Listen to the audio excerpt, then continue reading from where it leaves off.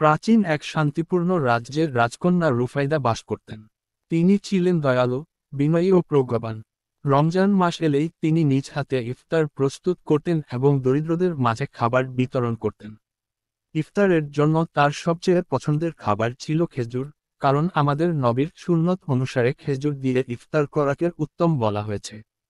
কিন্তু এবছর রমজান শুরুর আগেই রাজকন্যা দেখলেন, রাজপ্রাসাদে কোথাও তার সংরক্ষিত খেজুর নেই। প্রথমে তিনি ভাবলেন, হয়তো ভুলবশত অন্য কোথাও রাখা হয়েছে। কিন্তু অনেক খোঁজাখুঁজির পরও খেজুরের কোনো হদিস পাওয়া গেল না। রুফাইদা চিন্তিত হয়ে পড়লেন। তিনি জানতেন, খেজুর শুধু একটি খাবার নয়, বরং এটি আমাদের নবীর প্রিয় ফল, এবং এটি দিয়ে ইফতার করলে সুন্নত পালন হয়। তাই তিনি দৃঢ়সংকল্পবদ্ধ হলেন যে, যত কষ্টই হোক, তিনি খেজুর দিয়ে ইফতার করবেন এবং রাজ্যের গরিবদেরও খেজুর খাওয়াবেন।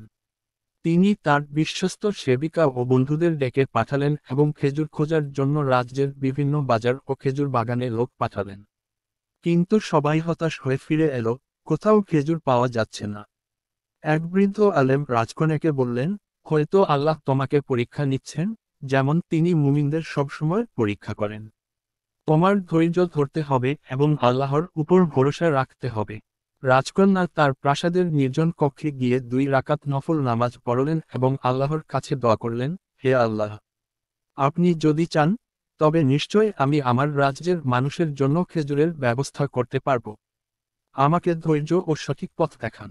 পরদিন সকালে এক চাষি রাজপ্রাসাদে এসে সংবাদ দিল, রাজ্যের এক প্রাচীন খেজুর বাগানে কিছু পাকা খেজুর পাওয়া গেছে।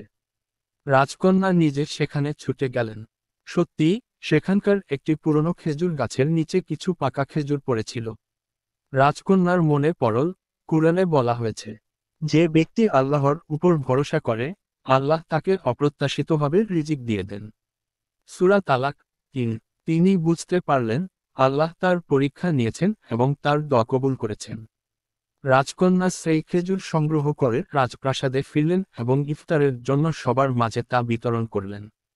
রাজকন্যা রুফাইদা এই ঘটনার মাধ্যমে শিখলেন যে, আল্লাহ মুমিনদের সবসময় পরীক্ষা করেন, কিন্তু যারা ধৈর্য ধরে ও আল্লাহর উপর ভরসা রাখে, তাদের জন্য তিনি সবসময় উত্তম পথ তৈরি করেন।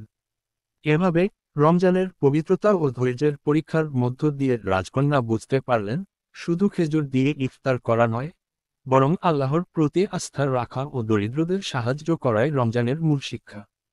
আল্লাহ কখনো কখনো আমাদের ধৈর্য পরীক্ষা করেন। সত্যিকার ঈমানদার সবসময় আল্লাহর উপর ভরসা রাখে। রমজান শুধু ইফতার বা রোজার মাস নয়, এটি আত্মশুদ্ধি ও দানশীলতার মাস।